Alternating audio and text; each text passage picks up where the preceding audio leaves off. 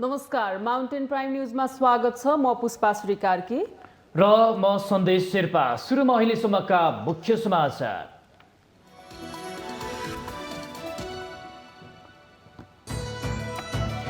छिमेकीलाई गाली गरेर राष्ट्रवाद देखाउने राजनीतिक दलहरूको अपरिपक्व शैली चर्चामा अनावश्यक विवाद सिर्जना गर्ने प्रवृत्तिले क्षणिक लाभ पुगे पनि दीर्घकालमा असर पर्ने विश्लेषण। विपक्षी गठबन्धनका नेताहरूबीच सर्वोच्च अदालतमा दर्ता गरिएको रिटबारे छलफल, मुद्दाको बहस र कानुन व्यवसायीको व्यवस्थापनमा छलफल केन्द्रित। प्रतिनिधि सभा विघटनपछि राजनीतिक सङ्कट समाधानका बारेमा सभामुख अग्निप्रसाद सापकोटा परामर्शमा संविधानले दिएको विशेषाधिकार प्रयोग गर्न पूर्व सभामुखहरूको सुझाव। उपत्यकाको निषेधाज्ञा एक साताका लागि थप। बिहान 9 बजेदेखि तरकारी फलफुल जन्य पसल खोल्न पाइने। किराना पसल र डिपार्टमेन्टल स्टोर बन्द। आज 2565औं बुद्ध जन्म जयन्ती। राष्ट्रपति विद्यादेवी भण्डारी, प्रधानमन्त्री केपी शर्मा ओलीद्वारा शुभकामना व्यक्त। कोरोना महामारीका कारण अमेरिकाद्वारा आफ्ना नागरिकलाई जापानको यात्रा नगर्न आग्रह। जापानबाट फर्कने चाहनेलाई दूतावासमा सम्पर्क राख्न निर्देशन। र 23 खेलाडी सहित 35 सदस्यीय नेपाली राष्ट्रिय टिम इराक प्रस्थान। आगामी जेठ 15 गते इराकसँग मैत्रीपूर्ण खेल खेल्ने।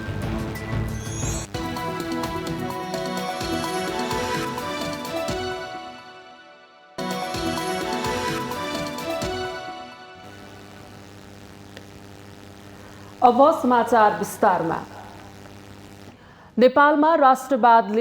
नेपालमा छिमेकी मुलुकलाई गाली गरेर राष्ट्रवाद देखाउने अपरिपक्व राजनीतिक गतिविधिले तीव्रता पाएको छ। यसको श्रृङ्खला लामो समय अघिदेखि नै सुरु भए पनि हाल झन बढेको हो। यो प्रवृत्ति सीमा विवादका समयमा पनि देखिन्छ, तर ती विवाद हुँदा सत्तामा हुँदा केही नबोल्ने र विपक्षमा हुँदा विरोध गर्ने शैली देखिएको हो। यो शैली हाल पनि पुनरावृत्त भएको छ। विगतमा संविधान संशोधन कानुन ल्याउने प्रक्रिया अघि बढाएका दलहरू वर्तमान सरकारले सोही कानुन अध्यादेश मार्फत ल्याउँदा विरोध गरिरहेका छन्।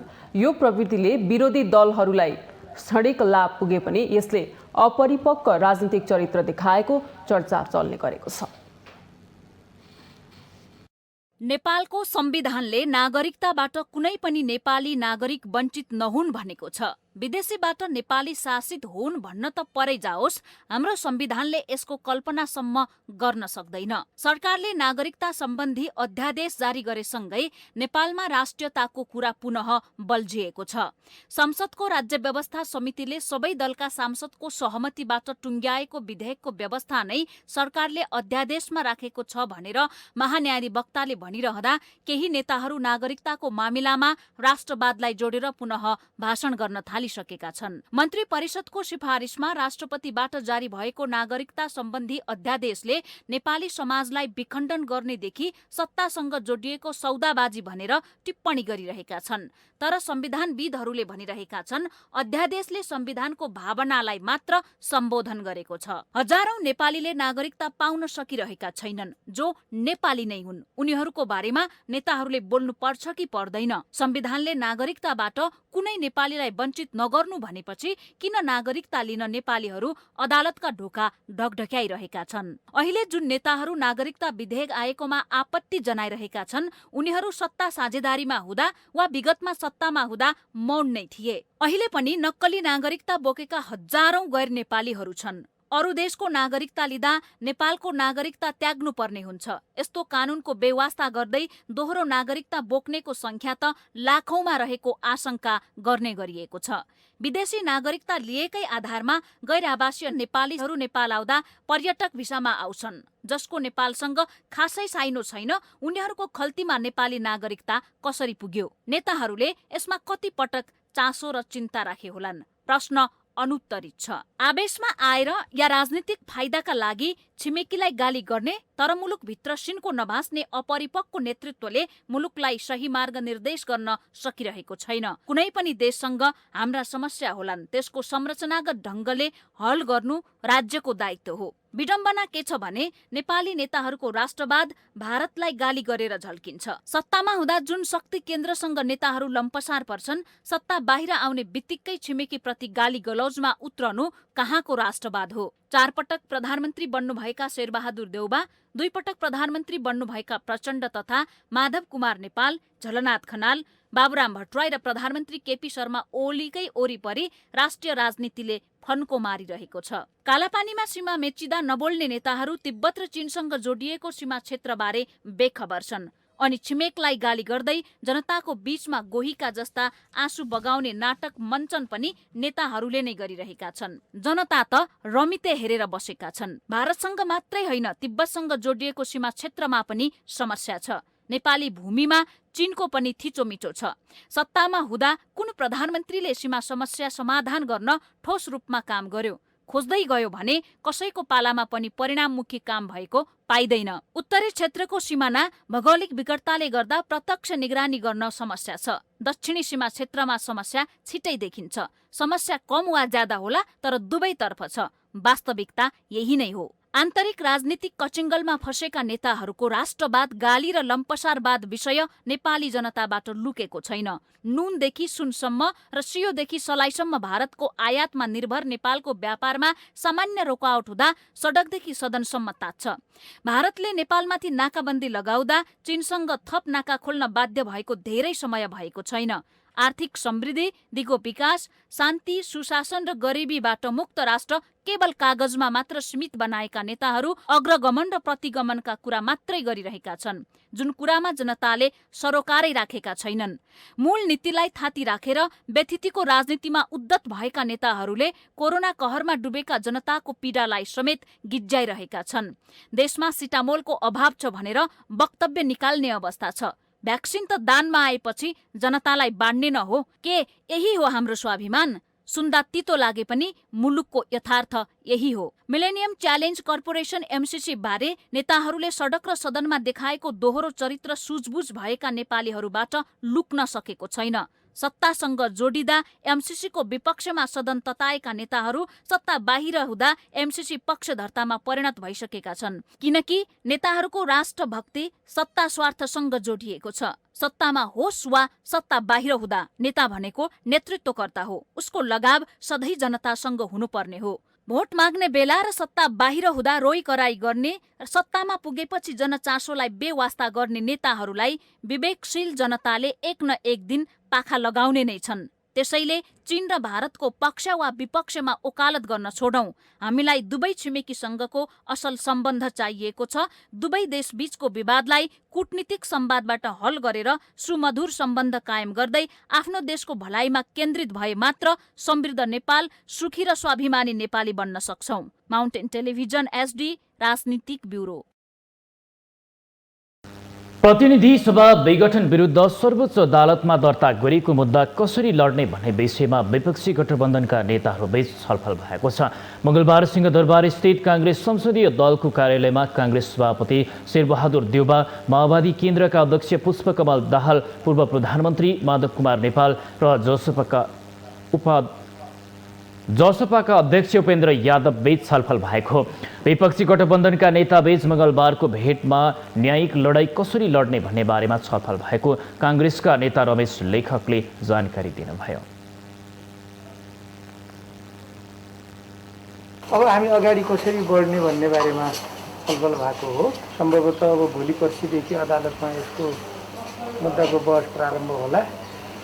त्यसका लागि कानुन व्यवसायी साथीहरूको व्यवस्थापन, अब कोलाई रिक्वेस्ट गर्ने, कसरी अगाडि बढ्ने भन्ने बारेमा छलफल भएको छ। त्यस कारण चाहिँ हिजोकै जुन हामीले बहुमतले सर्वोच्च अदालतमा प्रतिनिधि सभाका सदस्यहरूले रिट निवेदन हाल्नुभएको छ, त्यो विषयमा अब अगाडि कसरी जाने भनेर नेताहरूका बिचमा अदालतमा हुने मुद्दाको बहस र त्यसका लागि कानुन व्यवसायको व्यवस्थापनबारे छलफल भएको र बहसका लागि कानुन व्यवसायीहरूलाई अनुरोध गर्ने भन्ने विषयमा छलफल भएको नेता लेखकले बताउनुभयो।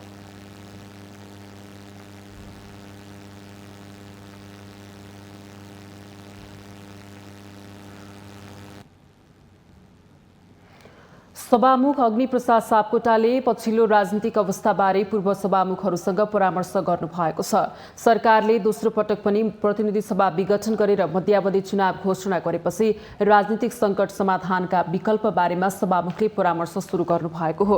उहाँले मंगलबार संघीय संसद भवन नयाँ बानेश्वरमा पूर्व सभामुखहरूसँग परामर्श गर्नुभएको छ। छलफलमा सहभागी पूर्व सभामुखहरूले सरकारले जनताको प्रतिनिधित्व गर्ने सर्वोच्च संस्थामाथि आक्रमण गर्ने काम गरेको र त्यो पूर्ण रूपमा असंवैधानिक भएको राय दिएको छ।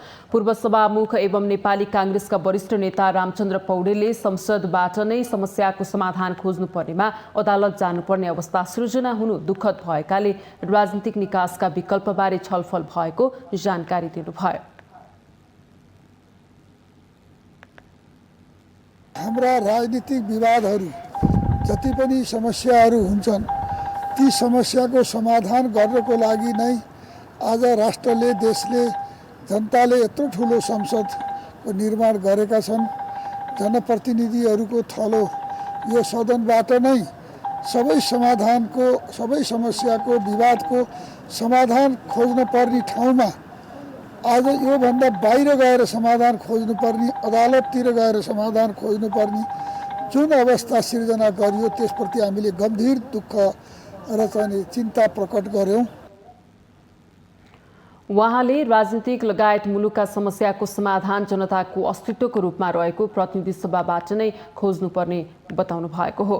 प्रतिनिधि सभा पुनर्स्थापनका लागि छलफल गरेर कदम चाल्न पूर्व सभामुखहरूले सभामुख सापकोटालाई आवश्यक पर्दा संविधानले दिएको विशेषाधिकार प्रयोग गर्न पनि सुझाव दिएको छ।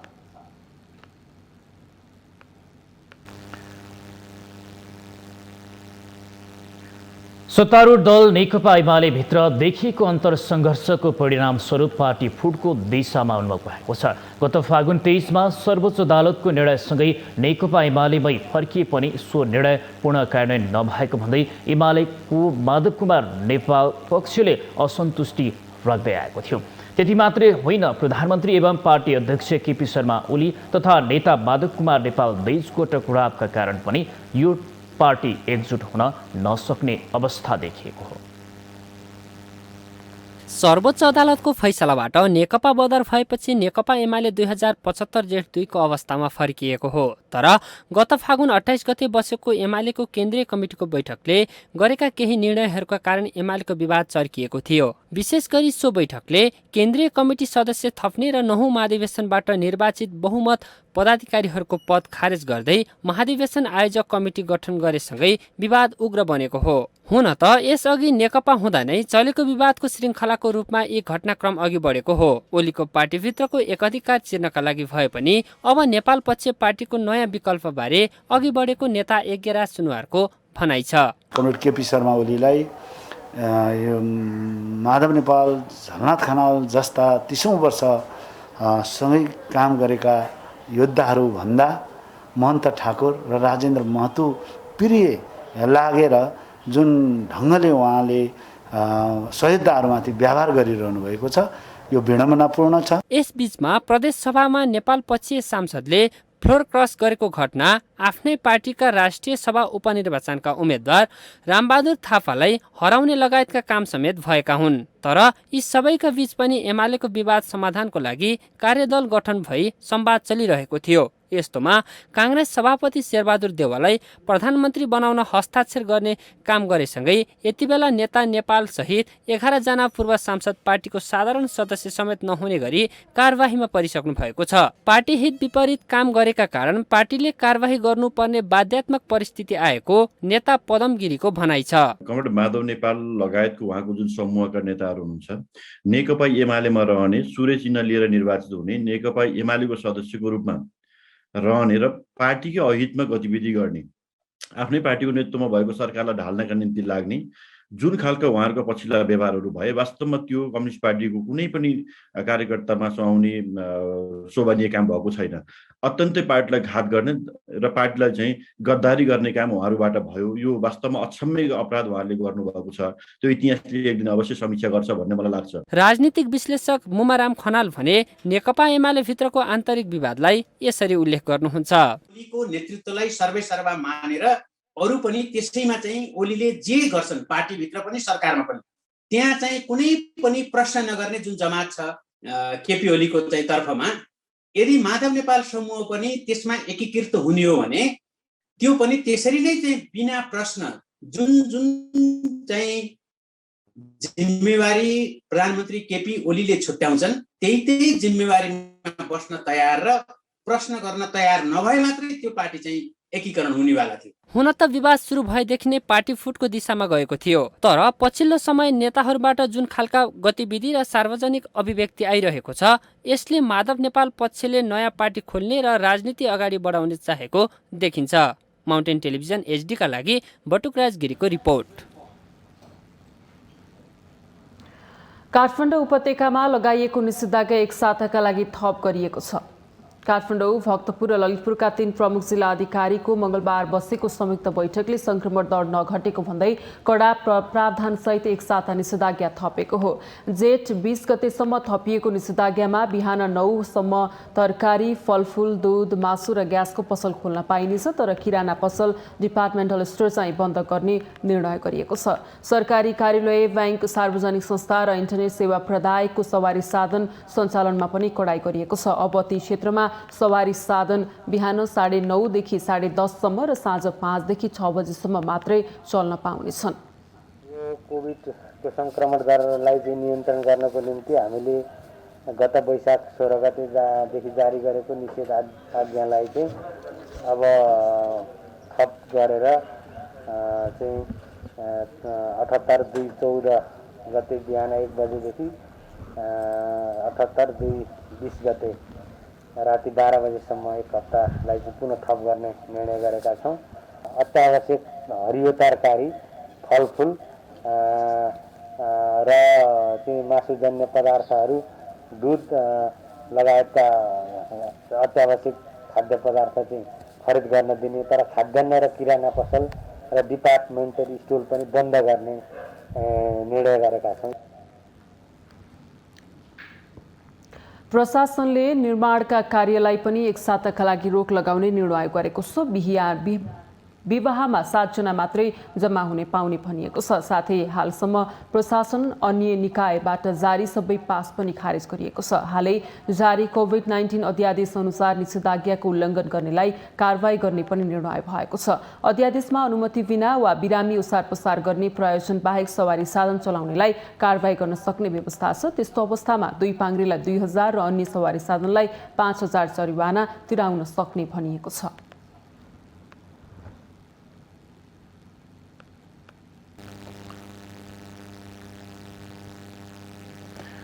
प्रधानमन्त्री केपी शर्मा ओलीले कोरोना नियन्त्रणमा प्रभावकारी ढङ्गले काम गर्न कोरोना-19 व्यवस्थापन केन्द्र सीसीएमसीलाई निर्देशन दिनुभएको छ। यसअघि सरकारले अध्यादेश मार्फत महामारी नियन्त्रणमा काम गर्न सहज कानुन हुने गरी कानुन ल्याएको हो। प्रधानमन्त्री अध्यक्ष रहेको कोभिड-19 निर्देशक समितिको मंगलबार बसेको पहिलो बैठकमा प्रधानमन्त्रीले कोभिड-19 संक्रमण नियन्त्रणका लागि तत्काल सबै नागरिकलाई खोपको सुनिश्चितता गर्ने गरी काम गर्न निर्देशन दिनुभएको छ। उहाँले कोभिड-19 नियन्त्रण सम्बन्धी र सार्वजनिक खरिद ऐन सम्बन्धी अध्यादेशले सम्पूर्ण प्रक्रियागत जटिलताहरूको समाधान गरेको भन्दै कोभिड-19 व्यवस्थापन केन्द्रलाई तदारुकताका साथ काम अघि बढाउन निर्देशन दिनुभएको बताइएको छ। सार्वजनिक खरिद ऐन र नियमावलीमा देखिएका समस्यालाई सहज गराउन अध्यादेश ल्याएको र अध्यादेशले सबै बाटो खोलेकोले कुनै अलमल नगरी काम गर्न प्रधानमन्त्रीले निर्देशन दिनुभएको हो। सोमबार सरकारले कोरोना-19 व्यवस्थापन केन्द्रका प्रमुखमा अवकाश प्राप्त रथी बालानन्द शर्मालाई नियुक्त गरेको थियो। उहाँले मंगलबारदेखि नै आफ्नो जिम्मेवारी सम्हाल्दै बैठकमा सहभागी हुनुभएको थियो।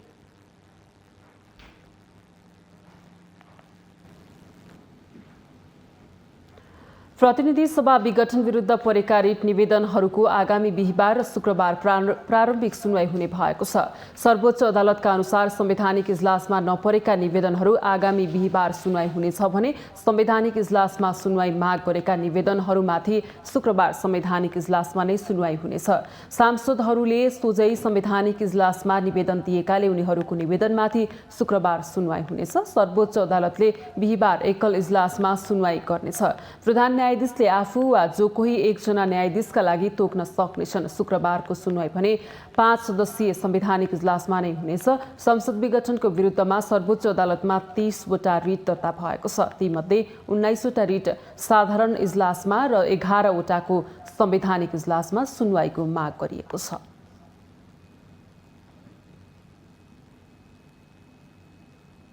माउन्टेन प्राइम न्यूजमा पालो भएको छ विश्रामको।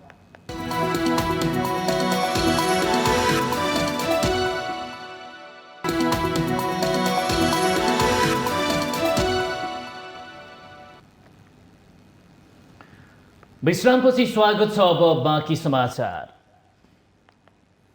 आज 2565औं बुद्ध जयन्ती देशभर मनाइँदैछ। प्रत्येक वर्ष वैशाख शुक्ल पूर्णिमाका दिन बुद्ध जयन्ती पर्व मनाइन्छ।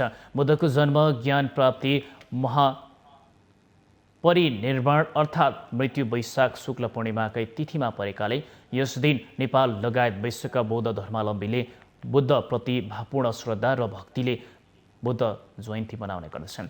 कोरोना संक्रमणबाट बच्न जारी निषेधाज्ञाका कारण बौद्ध धर्मावलम्बीले चैत्य, गुम्बा, विहार लगायत स्थलमा सीमित बौद्ध धर्मगुरु मात्र बसेर परम्परादेखि हुँदै आएको पूजा लगायत विधि मात्र पूरा गरिने जनाइएको छ।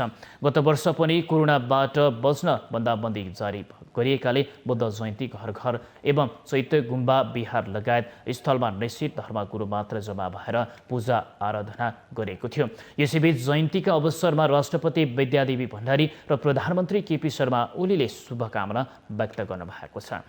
राष्ट्रपति भण्डारी विश्वले शान्तिका प्रकाशका रूपमा उच्च सम्मान गर्ने महान गौतम बुद्धको जन्मभूमि नेपाल हुनु हामी सबैका लागि गौरवको विषय भएको जनाउँदै उनले बुद्ध जयन्तीलाई हाम्रो राष्ट्रको प्राचीन सभ्यता र समृद्ध इतिहासबाट प्रेरणा लिँदै प्रगतिको बाटोमा अग्रसर रहन प्रण गर्ने अवसरका रूपमा लिनुपर्नेमा जोड दिनु भएको छ। त्यस्तै प्रधानमन्त्री ओलीले गौतम बुद्ध नेपालको लुम्बिनीमा जन्मिएको प्रमाणिक तथ्य भए पनि अझै कतिपय मुलुकका पाठ्यक्रममा यसबारे गलत कुरा समावेश गरिएको भए सच्याउन ध्यानाकर्षण गराउनु भएको छ। मानव जातिकै कारणले खलबलिएको शान्तिलाई मानव जातिकै सचेतना र सचेत प्रयासबाट शान्तिमा परिणत गर्न, शान्तिलाई कायम राख्न र शान्तिलाई दिगो बनाउन सकिने जनाउँदै उहाँले बुद्धका शान्तितर्फका चिन्तन, आदर्श र उपदेश अत्यन्तै सान्दर्भिक र महत्त्वपूर्ण रहेको उल्लेख गर्नुभएको छ।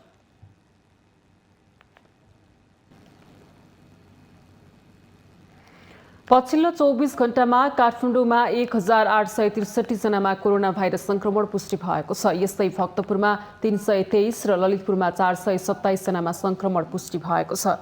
पछिल्लो 24 घण्टामा देशभर भने 8636 जनामा कोरोना भाइरस संक्रमण पुष्टि भएको छ। यस्तै सोही अवधिमा 169 जनाको मृत्यु भएको स्वास्थ्य तथा जनसङ्ख्या मन्त्रालयले मंगलबार जानकारी दिएको छ। मन्त्रालयका अनुसार पीसीआर विधिबाट 22,306 जना र एन्टिजेन विधिबाट 630 जनाको परीक्षण गर्दा मंगलबार 8,636 जनामा संक्रमण पुष्टि भएको हो। यस्तै सोही अवधिमा 6,404 जना संक्रमण मुक्त भएका छन्। यससँगै देशभर कोरोनाको सक्रिय संक्रमित संख्या 1,17,261 पुगेको छ भने मृतकको कुल संख्या 6700 पुगेको छ।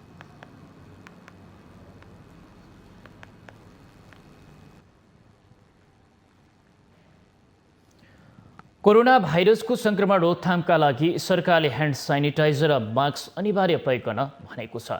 तर यी वस्तुको प्रयोग निश्चित विधि र मापदण्ड हुन्छ, सो अनुसार यी स्वास्थ्य सामग्रीको प्रयोग भएको पाइँदैन। मापदण्ड विपरीतका सेनिटाइजर प्रयोग गर्नाले छाला सम्बन्धी समस्या आउने, स्मरण शक्तिमा कमी हुने जस्ता समस्या आउने विज्ञहरूले बताएका छन्।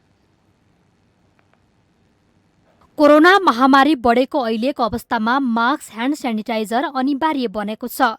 जसरी दशैं तिहार बेला सामान किन्नेहरूको पसलमा भिडभाड हुन्छ, त्यस्तै अहिले मेडिकल तथा अस्पतालहरूमा ह्यान्ड सेनिटाइजर किन्नेको संख्या उस्तै छ। जनस्वास्थ्यविदहरूले कोरोना रोकथामका लागि ह्यान्ड सेनिटाइजर जस्ता वस्तुको प्रयोग उपयोगी हुने बताएसँगै यसको प्रयोग बढेको हो। तर नेपालमा जथाभावी जस्तो सुकै सेनिटाइजर बेचेको र जनस्वास्थ्यमा असर परेको भन्दै चिकित्सकहरूले चिन्ता व्यक्त गरेका छन्।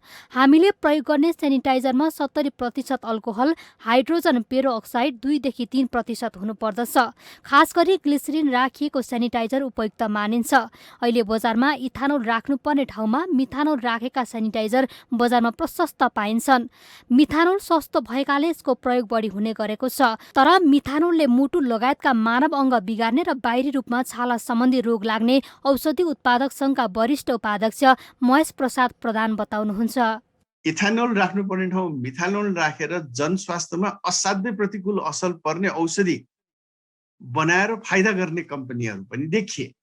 इथानोलले हामीलाई जीवाणुहरू मार्न प्रयोग हुन्छ भने मिथानोलले हाम्रो लिभरदेखि लिएर धेरै आन्तरिक अङ्गहरूलाई बिगार गर्छ। निर्मूलीकरण गर्ने जुन हात हामीले लगाउँछौँ, हातमा लगाउँछौँ, त्यसले हाम्रो हातमा भएको छालाहरूलाई पनि असर पार्छ र केही समय लगाइसकेपछि, कयौं पटक लगाइसकेपछि, अरे कयौं दिन लगाइसकेपछि त्यो छालाहरू ड्राई हुन्छ अनि त्यो छाला ड्राई भएर त्यसमा कयौं किसिमका रोगहरू लाग्न थाल्छ। अल्कोहल मिसाइएको सेनिटाइजरले छाला सुक्खा हुने, छाला खुइलिने, रातो बनाइदिने र पोल्ने जस्ता समस्या आउने गरेका छन्। यस्तोमा सेनिटाइजर भन्दा साबुन पानीले मिची हात धुनु सबैभन्दा उपयुक्त हुने विज्ञको भनाइ छ। सबभन्दा उपयुक्त भनेको साबुन पानीले हात धुनु। साबुन पानीले हात धुनुभयो भने फेरि ह्यान्ड सेनिटाइजर चाहिँदैन। घरभन्दा बाहिर जाने हुन्छ भने उपयुक्त सेनिटाइजर हातमा हुनै पर्छ वा पकेटमा हुनै पर्छ। एउटा उपयुक्त ह्यान्ड सेनिटाइजरमा कम्तीमा 4 वटा तत्त्व हुनुपर्छ। एउटा अल्कोहल 60%, कम्तीमा 60% माथि हुनुपर्छ। 2 मा चाहिँ हाइड्रोजन पेरोक्साइड 3% र ग्लिसरोल 98% हुनुपर्छ। प्लस त्यसमा डिस्टिल वाटर अथवा उमालिएको पानी। कोरोना महामारीका बेला सेनिटाइजर प्रयोग पनि अनिवार्य छ। जुनसुकै बेला हात धुन सम्भव नभएकाले यसको उपयुक्त प्रयोग गर्न विज्ञहरूले सुझाव दिएका छन्। हालसम्म नेपाल औषधि व्यवस्था विभागले 61 वटा सेनिटाइजरलाई मात्रै मान्यता दिएको छ। सर्वसाधारणले यिनै मापदण्ड पूरा गरेका सेनिटाइजर नै प्रयोग गर्नु उपयुक्त हुन्छ। माउन्टेन टेलिभिजनका लागि सङ्गीता अधिकारी, काठमाडौँ। धनुषामा बन्दाबन्दी लम्बिँदै गएपछि सहरदेखि ग्रामीण क्षेत्रमा बसोबास गर्ने गरिब, विपन्न तथा असहाय प्रभावित हुन थालेका छन्। बिहान काम गरेर बेलुकाको छाक टार्ने उनीहरूलाई दैनिक चलाउन समेत गाह्रो पर्न थालेको छ। बन्दाबन्दीको कारण यति बेला सबै वर्गका जनमानस समस्यामा परेका छन्। तर अन्यको तुलनामा दैनिक मजदुरी गरी खानेहरूलाई यो अवस्थाले समस्या उत्पन्न भएको हो। गत वर्षको बन्दाबन्दीमा स्थानीय सरकार र प्रदेश सरकार लगायत विभिन्न सङ्घ संगठनहरूले राहत वितरण गरे पनि यस वर्ष भने त्यस्तो सुविधा नपाएको उनीहरूको गुनासो छ। अहिले घर बाहिर निस्कन पनि डर त्रास भएकै कारण धनुषाको ग्रामीण क्षेत्रमा बसोबास गर्ने दलित, विपन्न तथा असहायहरू मारमा परेका छन्।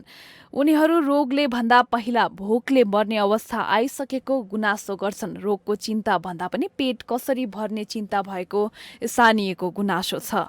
खानेकुराको दिक्कत छ। अब कहीँ काम गर्न पनि जान सक्दैन, जान दिँदैन। कपडाको पनि दुःख छ, बच्चा बुच्चीलाई पनि नाङ्गै छ। यस्तै समस्या छ। अब के गर्छ? यस्तो सरकारले कुनै वास्ता गर्दैन। हमने कतौ कमाई जाइ छी या कतौ करो कमाई जाइ छले बन्दी बेला से ने जा सकै छी। कतौ जाइ छी त पुलिस मारे हबे। अब कतौ करो कतौ जाऊ ये लोग कतौ कमाई लगी।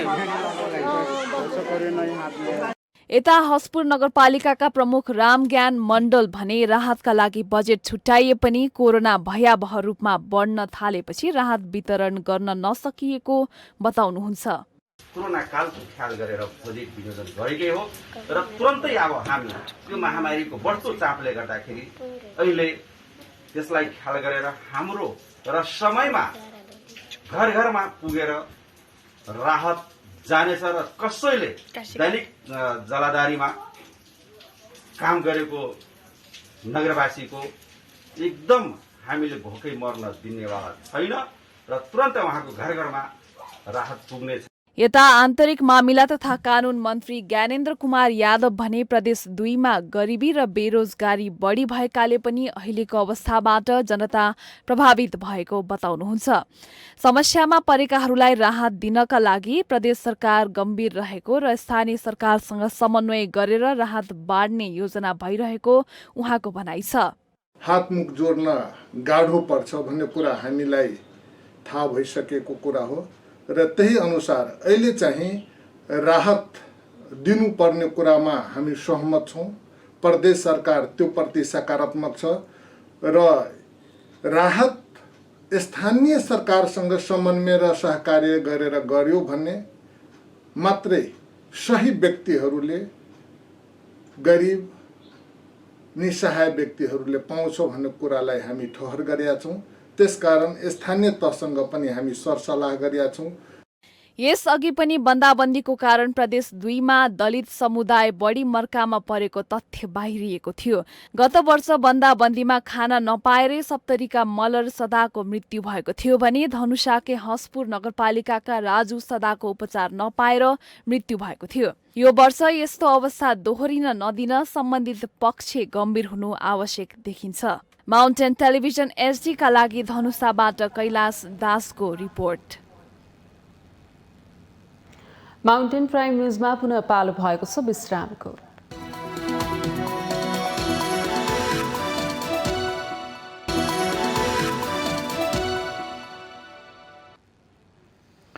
विश्रामपछि स्वागत छ। अब बाँकी समाचार। भारतसँग सीमा जोडिएका पर्सा लगायतका सीमावर्ती क्षेत्रमा हुने गरेको भन्सार छलीका अवैध कारोबार तस्करी अहिले पनि जारी छ। निषेधाज्ञा र सीमा सील भएको अवस्थामा पनि तस्करी नरोकिएको स्थानीयले बताएका छन्। सर्वसाधारणहरूलाई आवत जावतमा खुला सीमामा सुरक्षाकर्मीहरूले रोकटोक गर्दै आए पनि तस्करहरूलाई कुनै रोकटोक नभएको बताइएको छ। पर्सामा कोरोनाले भयावह रूप लिएको अवस्थामा संक्रमितको उपचारमा व्यस्त भएकोले सीमा नाकामा अनुगमन गर्न नसकिएको जिल्ला प्रशासन कार्यालयको भनाइ छ। तस्करीको विषयमा त्यति गहिरो रूपमा अनुगमनहरू पाएको छैन।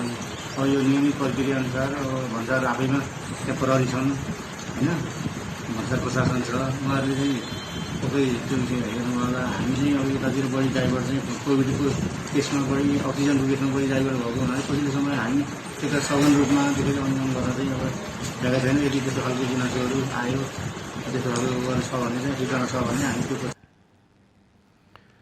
टाउकोमा सामान बोकेर साइकल टेम्पो समेतबाट तस्करीका सामान ढुवानी हुने गरेको छ। सीमा क्षेत्रमा तैनात सशस्त्र र जनपथ प्रहरी भने मुखदर्शक बन्ने गरेको स्थानीयको आरोप छ।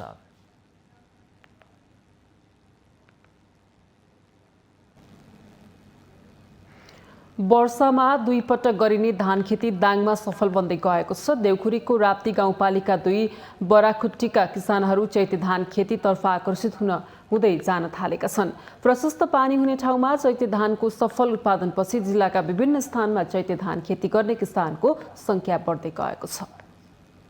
दाङको राप्ती गाउँपालिका 2 कठाहाका श्यामेश चौधरीले सञ्चालन गरेको चौधरी राइस मिलबाट धान प्रवर्धन कार्यक्रम अन्तर्गत बडाखुट्टीमा 3वटा समूहका 13 जना किसानले 10 बिघा क्षेत्रफलमा चैते 5 नाम गरेको धान खेती सुरु गरेका छन्।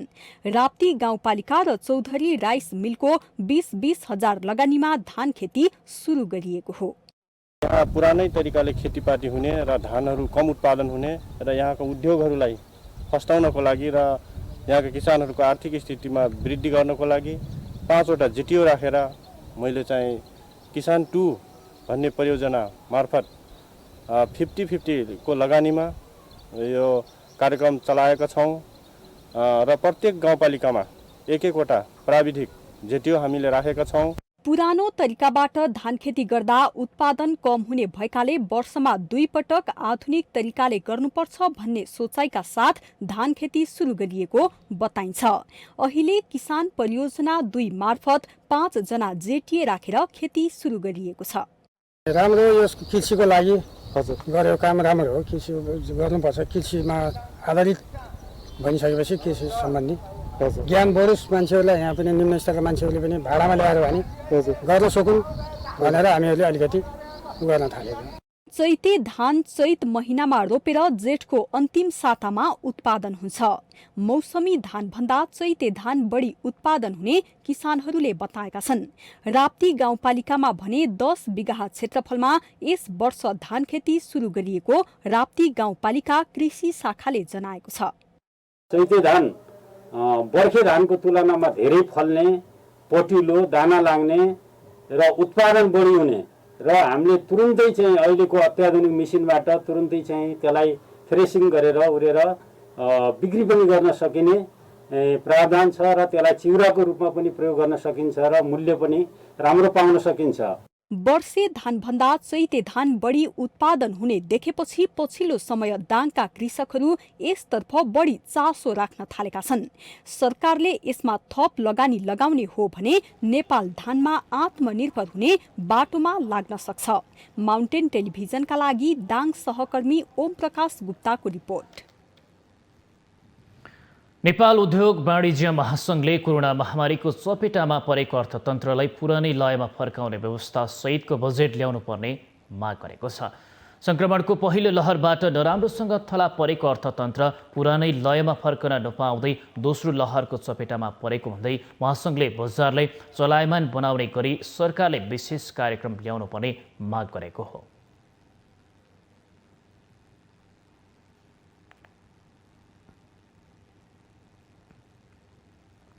महामारी नियन्त्रण र यो स्वास्थ्य सेवा विस्तार भन्नाले सबैभन्दा पहिला त हाम्रो सुझाव यही नै रहेको छ। सबै नेपालीलाई खोप जति चाँडै हुन सक्छ उपलब्ध हुनुपर्छ र खोप सहितको जुन अस्पतालको जुन अहिले हाम्रो अक्सिजनको कमी लगायत अन्य पनि समस्याहरू, औषधिको कमीहरू जुन लगायत समस्याहरू भइरहेको छ आइसियुहरूको, यसको लागि सुदृढीकरण होस् भन्ने नै हाम्रो फर्स्ट हाम्रो सजेसन यही नै रहेको छ निजी क्षेत्रको। त्यसैगरी महासंघका वरिष्ठ उपाध्यक्ष चन्द्र ढकालले आगामी बजेटले कोरोना महामारीबाट नागरिकलाई बचाउनका लागि खोप र स्वास्थ्य पूर्वाधारको व्यवस्थालाई पहिलो प्राथमिकतामा राख्नुपर्ने बताउनुभयो।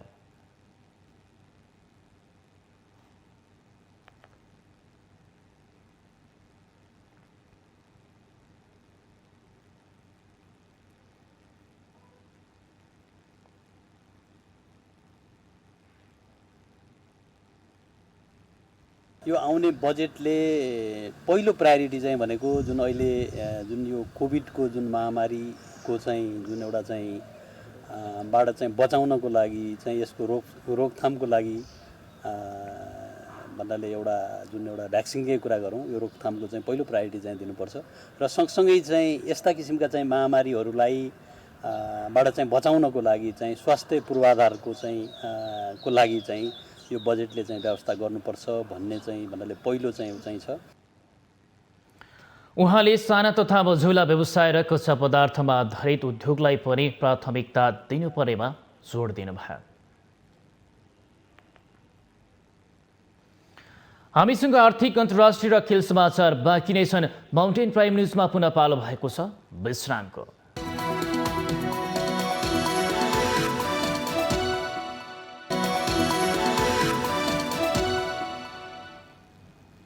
विश्रामपछि पुनः स्वागत छ। अब पालो आर्थिक समाचारको।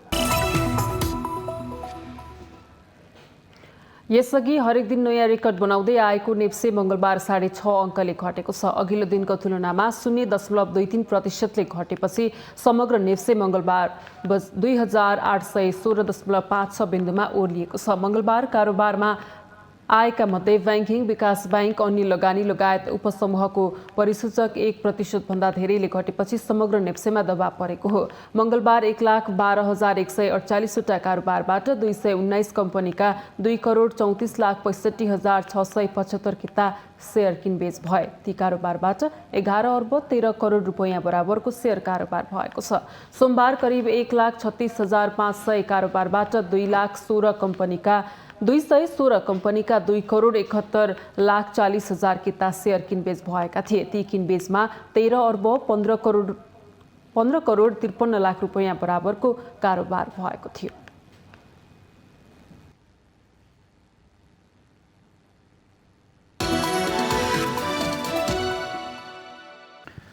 यो सँगै हामी माउन्टेन प्राइम न्युजको अन्त्यमा आइपुगेका छौँ। जाँदा जाँदै मुख्य समाचार पुनः एकपटक।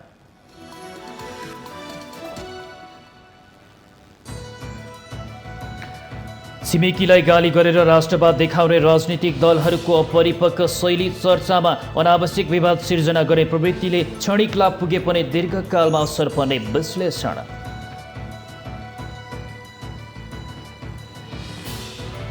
विपक्षी गठबन्धनका नेताहरूबीच सर्वोच्च अदालतमा दर्ता गरिएको रिटबारे छलफल, मुद्दाको बहस र कानुनी व्यवसायको व्यवस्थापनमा छलफल केन्द्रित। प्रतिनिधि सभा विघटनपछि राजनीतिक सङ्कट समाधानका बारेमा सभामुख अग्निप्रसाद सापकोटा परामर्शमा संविधानले दिएको विशेष अधिकार प्रयोग गर्न पूर्व सभामुखहरूको सुझाव। उपत्यकाको निषेधाज्ञा 1 साताका लागि थप। बिहान 9 बजेसम्म तरकारी फलफुल जन्य पसल खोल्न पाइने। किराना पसल र डिपार्टमेन्टल स्टोर बन्द।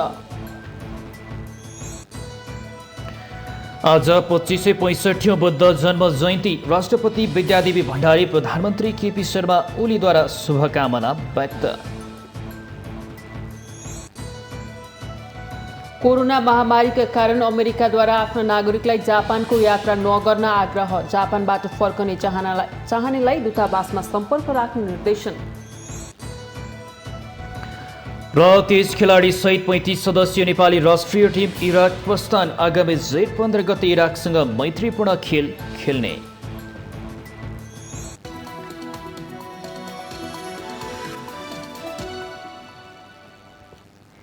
माउन्टेन प्राइम न्युज अहिलेलाई सकियो। सत्य, तथ्य र निष्पक्ष समाचारका लागि माउन्टेन टेलिभिजन HD हेर्दै गर्नुहोला। नमस्कार।